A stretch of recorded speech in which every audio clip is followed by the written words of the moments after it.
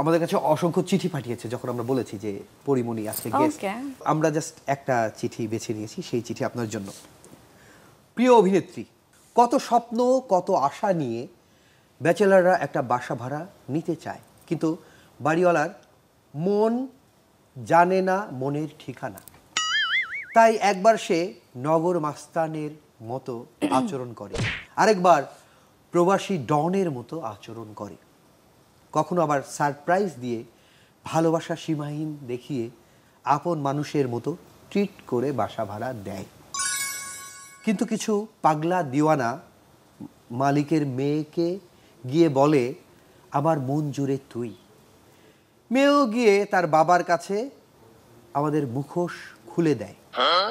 এরপর বাহাদুরি দেখানো সেই লাভার বয় হাতে নাতে ধরা পড়ে মার খেতে খেতে রক্ত বের হয়ে যায়। সঙ্গে আমাদেরও বাসা ছেড়ে বের হতে হয়, তবুও তার শিক্ষা হয় না। সে বলে, আরও ভালোবাসবো তোমায়। তাই আপনার কাছে আমাদের আবদার, আপনি ধূমকেতুর মতো আমাদের বাসা না পাওয়ার যে অন্তর্জ্বালা, তা বাড়িওয়ালাদের বুঝিয়ে আমাদের জীবনে স্থিতিশীলতা ফিরিয়ে দিন। ভাই এর নামটা তো জানতে চাই, কে? আপনার ভালোবাসারই গুণমুগ্ধ একজন। নামটা নাই ভক্ত আর কি। বিশ্বাস করেন প্রত্যেকটা আমার সিনেমার নাম এর মধ্যে এরকম একটা ট্যালেন্ট মানুষ পৃথিবীতে কেম সে আপনার সামনে আসলে আপনি দেখতে পাবেন আমি না। ওনার হয়তো আমি প্লিজ ওনার নাম জানতে চাই। এত ট্যালেন্ট নিয়ে কিভাবে থাকে মানুষ? সে না আসলে আপনি দেখতে পাবেন না, সেরকম একজন। তো আপনাকে অনেক অনেক ধন্যবাদ। সত্যিকারের একটা পরীর সঙ্গে মানে আজকে সময় কাটালাম, খুবই ভালো লাগছে। তো আপনার অসংখ্য ভক্ত দেখছে ঈদের এই সময়টায়, সত্যিকার অর্থে আপনার এই অনুষ্ঠানের কারণে অনেকের মনে ঈদের আনন্দ ফুটে উঠেছে।